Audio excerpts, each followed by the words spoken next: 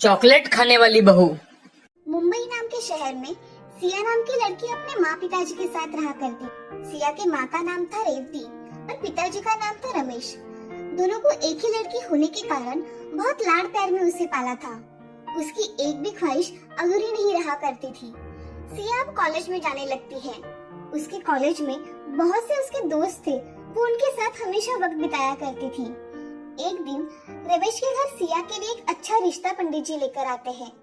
पंडित जी रमेश जी, मेरी नजर में एक अच्छा रिश्ता है। क्या आप सिया बेटे की शादी करना चाहोगे? अगर कोई अच्छा रिश्ता है तो शादी करने में कोई दिक्कत नहीं है। सिर्फ एक बार सिया से पूछना पड़ेगा। आप पूछ लीजिए सिया बेटिया से। जी पंडित जी, मैं सिया से पूछ के आपको बताता हूँ।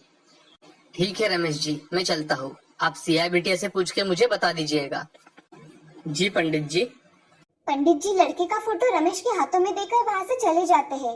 अब रमेश उस फोटो को देखता है तो उसे वो लड़का बहुत पसंद आता है। थोड़ी देर में सिया घर आ जाती है।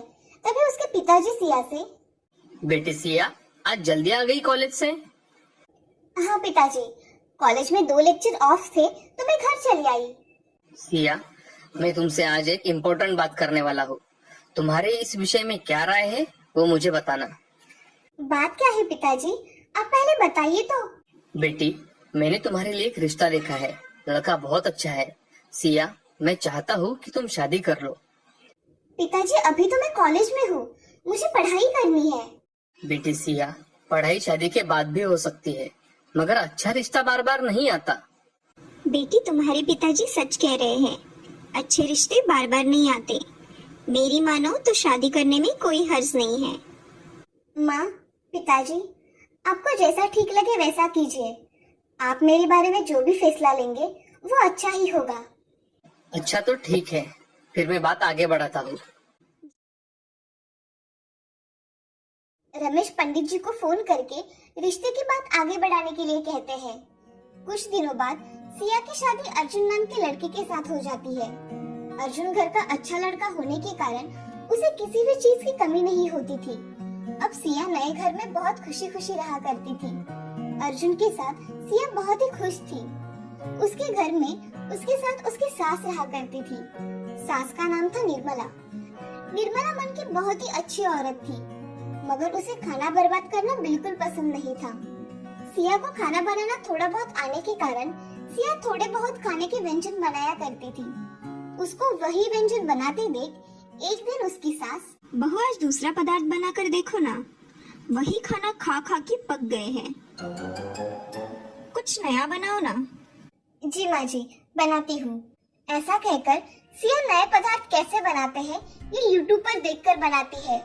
उसके हाथ के पदार्थ को इतना स्वाद होता है कि उसने बनाए हुए पदार्थ सभी को पसंद आते हैं। अर्जुन सिया से, सिया, तुम्हारे हाथों में तो जादू है। कितनी अच्छी सब्जी बनाई है तुमने। हाँ बहू, सच में बहुत अच्छी सब्जी बनाई है तुमने। मांगो तुम्हें क्या चाहिए। हाँ सिया, क्या चाहिए तुम्हें? जी मुझे कुछ नहीं चाहिए। आपको मेरे हाथ का खाना पसंद आया, मुझे यही बहुत अच्छा लगा। बाकी मुझे कुछ नहीं चाहिए। बहू सच में मेरे भाग खुल गए हैं, जो मुझे तुम्हारी जैसी बहू मिली है। ऐसा कहकर सिया अपना काम करने किचन में चली जाती है। उस रात अर्जुन सिया के लिए ढेर सारे चॉकलेट लेकर आता है और सिया को देता है।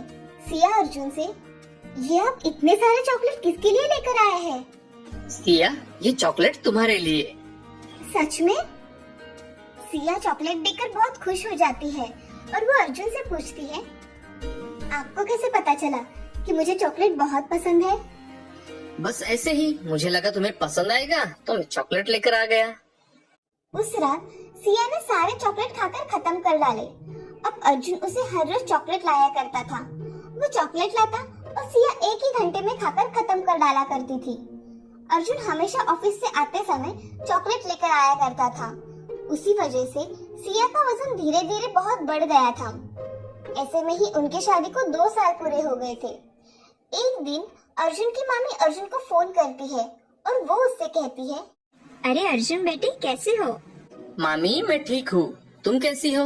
आज कैसे फोन किया आपने? अरे तुम सबकी याद आ रही थी, इसीलिए मैंने तुम्हें फोन किया। अर्जुन, तुम खुशखबरी कब देने वाले हो?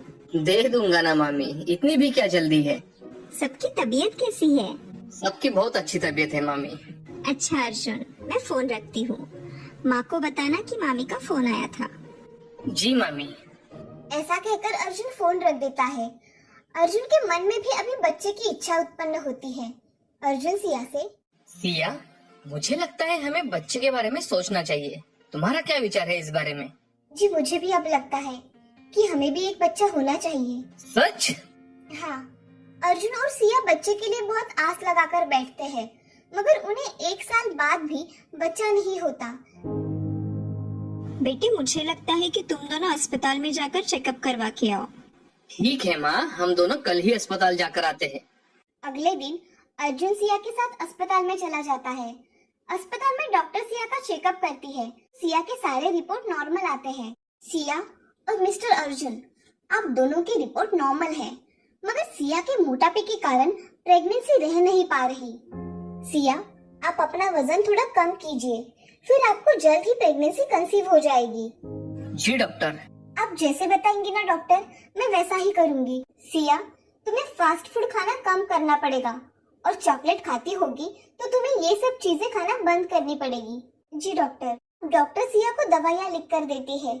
अर्जुन और सिया दवाइयाँ लेकर घर चले आते हैं। अब निर्मला घर आए हुए अर्जुन और सिया से पूछती है कि अरे अर्जुन, क्या कहा डॉक्टर ने? माँ, हमारे सारे रिपोर्ट नॉर्मल है, सिर्फ सिया के थोड़े से मोटापे के कारण थोड़ी दिक्कतें आ रही है।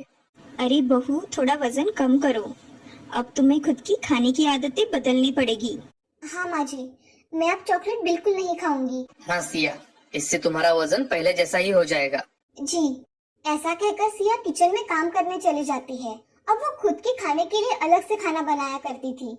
उसी दिन से सिया खुद के खाने पीने की आदतों में बदलाव लाती है और यही बदलाव उसका मोटापा दूर करने में उसकी सहायता करते हैं।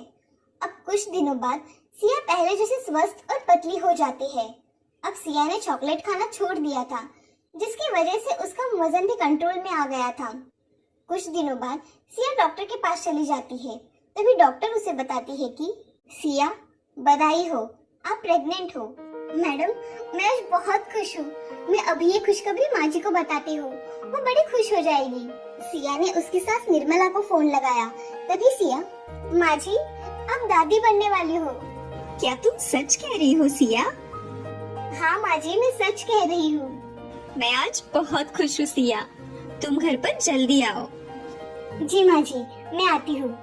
ऐसा कहकर सिया फोन रख देती है। अब अस्पताल से सिया जल्दी घर चली जाती है।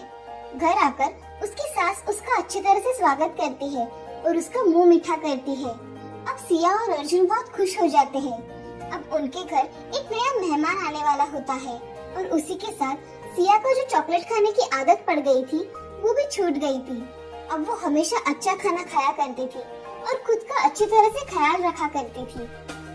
इस कहानी से हमें ये सीख मिलती है कि किसी भी चीज का अतिरिक्त सेवन अच्छी बात नहीं होती। इसीलिए हमेशा अच्छी आदतें सीखनी चाहिए। अच्छी आदतों का फल हमेशा अच्छा ही होता है।